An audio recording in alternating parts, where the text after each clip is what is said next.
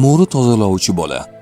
7 yoshli Timoti Walsh Londondagi mo'ri tozalovchi usta Robert Coleman'ga shogird qilib berilgan edi. Yana ham aniqrog'i, Timotining ota-onasi uni 5 yoshida Coleman'ga 2 font sterlingga sotgan edi. Chunki murg'ak go'dakning oilasi juda kambag'al, bolalarning hammasini boqishga qurib yetmay qolgandi. Timotining asosiy vazifasi mo'ri ichiga tushib, unda to'plangan qurumni tozalash edi. U juda kichik bo'lgani uchun katta yoshdagi mo'ri tozalovchilar sig'maydigan o'ta tor mo'rlarga bemalol kira olardi. 1888-yil 9-may kuni Coleman Timotini boy odam yashaydigan uydagi juda tor mo'rini tozalashga yubordi. Mo'rining kengligi atiga 13 duyum edi. Timoti u yerga arang sig'ardi. Timoti soat 9:15 da qo'lida shyotka bilan mo'riga kirdi. Mo'ri qorong'u, juda tor va kechagi yoqilgan olovdan keyin hali ham iliq edi. Timoti yuqoriga ko'tarilib, devorlarga yopishib qolgan qurumni qirqib tozalay boshladi. Taxminan 20 fut balandlikda mo'ri yanada toraydi. U 11 duyumgacha qisqargan edi. Timoti harakatni davom ettirishga urindi, ammo tiqilib qoldi. Yelkalari qisilib, qotib qoldi. U na yuqoriga, na pastga harakat qila olardi. Timoti yerdan 20 fut balandlikdan tosh mo'ri ichida qurum va chang bilan to'lgan o'ta tor joyda nafas olishga qiynalgan holda harakatsiz qolib ketdi. Bechora bolakay yordam so'rab baqira boshladi.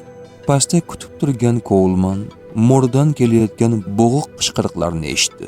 U Timotini tinchlanishga va o'zini chiqarib olishga urinib ko'rishga chaqirdi. Ammo Timoti qattiq vahimaga tushib, jon jahdi bilan tipirchilay boshladi. Bu harakatlar natijasida issiq qurum qo'zg'alib, mo'ri devorlariga yopishdi.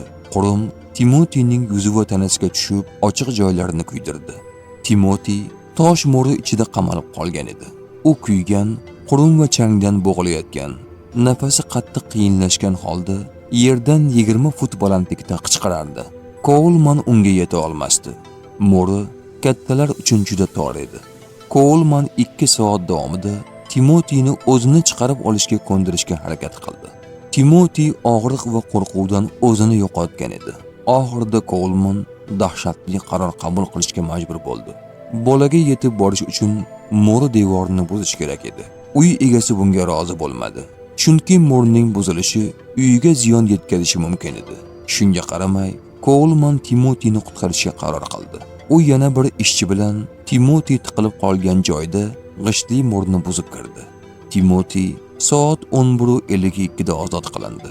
U mo'ri ichida 2 soat 37 daqiqa qamalib qolgan edi. U og'ir kuyishlar olgan, tutun va qurumni nafasi orqali yutib yuborgan. O'pkalari jiddiy zararlangan edi. Go'dak 3 kun o'tgach nafas yetishmovchiligi va infeksiya oqibatida vafot etdi. Timoti Walshni 5 yoshida ota-onasi mo'ri tozalovchiga sotgan edi.